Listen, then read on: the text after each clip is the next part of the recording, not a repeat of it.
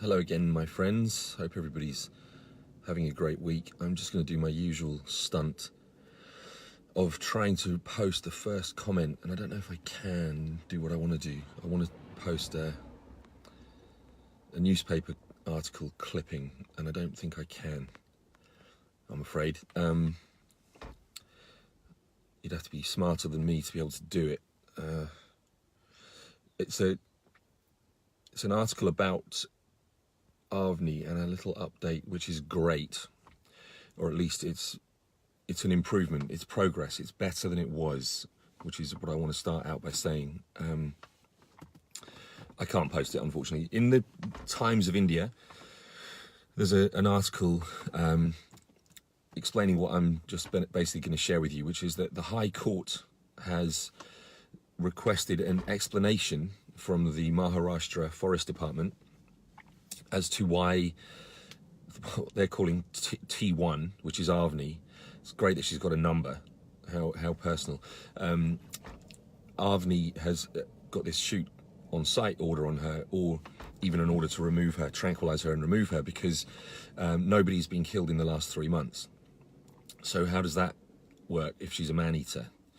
Don't forget, of course, that even when the people were killed, not one of them has been proven to have been killed by Avni anyway. So that's all kind of by the by, but the High Court is demanding an explanation as to why they could possibly think that she's a man-eater if she hasn't killed anyone and eaten anyone in at least 3 months. She wouldn't be alive if she hadn't eaten in 3 months, so she's clearly not eating men. And I have to keep reiterating the same point. We have no reason to believe that she killed anybody.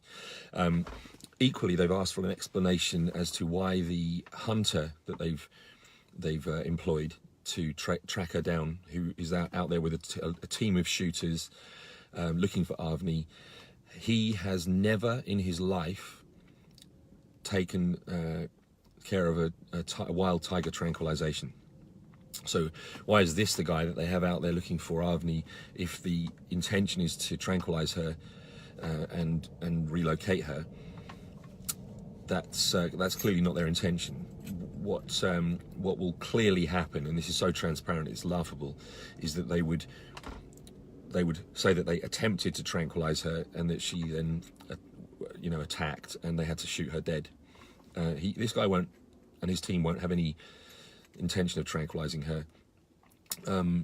So it's great news. The High Court has demanded an explanation from the Forest Department of Maharashtra as to why those two things. Why is she being hunted as a man-eater when there's no one being killed? Why is this guy that's only ever hunted and shot dead animals being tasked with tranquilizing her? So the court hearing, I believe, is happening on Friday, where they get to try to explain themselves in that regard. I'd love to be there. I'm sure there'll be some people here on Facebook that I'm connected with who will be there, and I look forward to hearing how embarrassing and pathetic the justifications are, because there's clearly none. So it's a breather for Avni. The news is positive in that sense, but it is still very, very precarious. So we need to keep the pressure on. So keep on signing that petition, or keep on sharing it. If obviously you've already signed it, you've done your job. But if you could share it with other people and try and get more people to sign it. Last time I checked, it's well up into the 60,000+. So it's pretty doubled since we started, which is great. I still don't understand why it's not at 600 million signatures, quite frankly.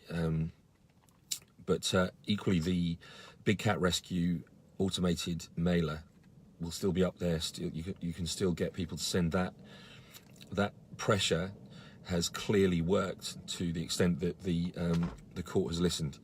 I want to say a huge thank you to a gentleman who I haven't had the pleasure of meeting yet, who's been responsible for driving this court case. I hope I'm pronouncing his name right. It's Gerald Banate or Banate.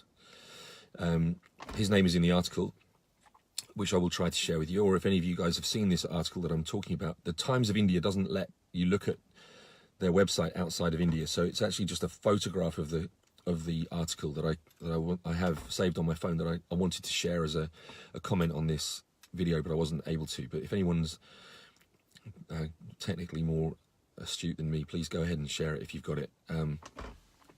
But so we do need to keep the pressure up, because these low lives are still in the forest. You know, the High Court has demanded an explanation, but they haven't taken this guy out of the forest, so he's still out there. And all he needs to do is find Avni and come up with some story about her charging him, and he'll justify shooting her dead. But the point is that the pressure that you guys have put on the government and the various individuals who are involved has worked, to the extent that when Gerald has put these papers through to the court, I believe he did it like just before midnight last night, and it's been granted today. So it's happened fast. So there's all sorts of confusion in terms of the order that more and more is coming out, just to show how transparent and how clearly there's an agenda behind all of this. There was a conflicting order by one of the commissioners and the deputy commissioner of the forest department, or something along those lines. But the two conflicting orders were one that was to tranquilize Avni first, and the other was to tranquilize the cubs first. Now, of course, I'm no expert. I don't know what the reality would be, but both can't be correct protocol. And talking about protocol, one of the other things that has been highlighted, and that the High Court is finally acknowledging, is that no standard operating procedure is being adhered to here. So lots of rules are being broken, lots of conflicting statements are being made in these various orders, and all of it stinks. And it's looking likely now that they're going to be held to account on that. So that's absolutely fantastic. Santosh, the answer to your question, my friend, is Avni safe? Is no, she's not. She's far from safe at this point. We need to keep the pressure up. We need to keep this momentum going. We've got a little bit of forward positive momentum right now. We need to jump on that and perpetuate it, because it's still hanging in the balance. The High Court hearing on Friday could go the wrong way. The Forest Department might come in there and state their case, and the High Court might say, okay, fine, carry on. We can't allow that to happen. And yes, let me just check what that comment from you there, Mary Rose. It's not just dangerous to tranquilize it's dangerous to tranquilize any animal, and frankly that's not the solution that any of us are hoping for, because if she's tranquilized, it's because she's going to be relocated, and I'll guarantee you they're not going to relocate her to an alternative forest.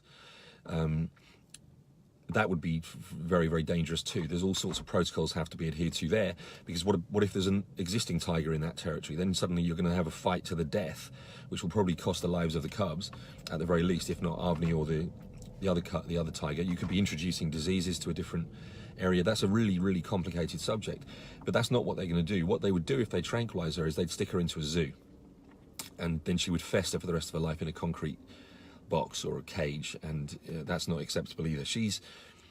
Her home is that forest, and that's where her home should be. The fact that there's some valuable mining deposits there, and there's a cement factory wants to expand, is, in my opinion, utterly secondary and irrelevant, and isn't a reason for a beautiful animal to lose her habitat or her life in the process of losing the habitat. So the whole question of tranquilizing the cubs, it's not just the fact that it's dangerous to tranquilize cubs or Avni, because you could get it wrong. If the dose is wrong, we've all seen this happen before, where animals don't come out of an anesthetic because they've reacted badly to it. Avni's never been tranquilized before. How do we know she's not allergic to it? The cubs, exactly the same deal. But what's also true is if you tranquilize Avni first, you probably get cubs panicking and running off into the forest, never to be seen again. And as we've said before, they're not old enough to fend for themselves. They won't survive without their mother at this point. They're 9 months old. They're not capable of survival without Avni. And if you tranquilize the cubs first, what's to say that you don't get... I mean, that maybe is the correct protocol, because if they were having to do it, they'd have to do it one way or the other. But if you tranquilize the cubs first, what's to say that Avni doesn't attack, and then she gets shot dead. Either way, this is bad. What has to happen is Avni and her cubs need to be left alone. Measures need to be put in place where the forest is Avni's home, not the place for people to illegally graze their cattle, not the place for a cement factory to expand and make some rich company owner even richer, and backhanders for government officials, no doubt, which is why this whole thing is happening. And certainly not for what I heard in one of the most disturbing articles I read, a celebrated hunter. India's one of India's most celebrated hunters. How the words celebrated and hunter can appear in the same sentence, I'll never know, except for when it's celebrating the fact that a hunter's been crushed by the elephant that he was trying to kill. I celebrate that. Where this guy is involved, Avni's life is in danger at every moment, because this guy, as I've said to you before, don't put yourself through the horror show of looking at his Facebook page or any of his photographs, because it's him posing by the corpse of the beautiful animal that he's shot dead. This is the way this guy operates. So I've read some incredibly disturbing things about him. He's one of these people that talks like the guy that's just been forced to resign from the Idaho Fish and Game Commission or whatever it was, who killed a family of baboons for fun on a hunting trip. And he was talking about the animals he harvested. That's how these people think. So this guy needs to be removed from the forest. He's a danger. He's actually a danger to society, because anyone who operates that way is obviously a sociopath at best, or a psychopath just as likely. And you know, but he certainly needs to be out of the forest and away from Avni and her cubs, and indeed any other animal, frankly. Yeah, please keep up the pressure.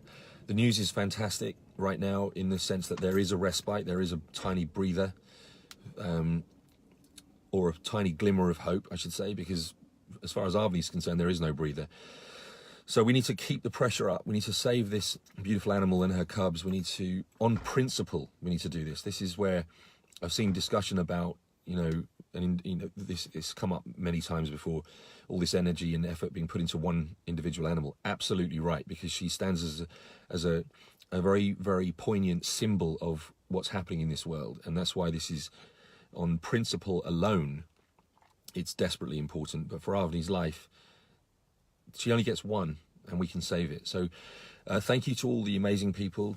Sarita Subramanian again, Sumita, I think I'm pronounced this right, Sumita Pai, who is instrumental in the Let Avni Live Facebook page. Thank you all for doing such an amazing job, and thank you to Gerald again for the incredible progress you've achieved in getting the High Court to finally sit up and listen. So let's keep at it. Let's save this beautiful animal's life.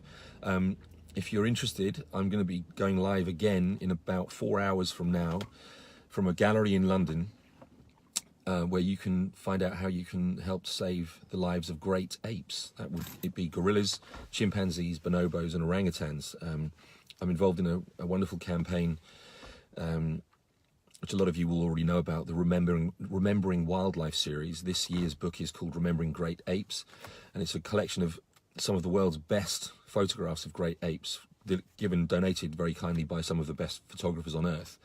And I will be at the gallery where those photographs are being displayed, so you'll get a little sneak peek before a private viewing that's taking place this evening.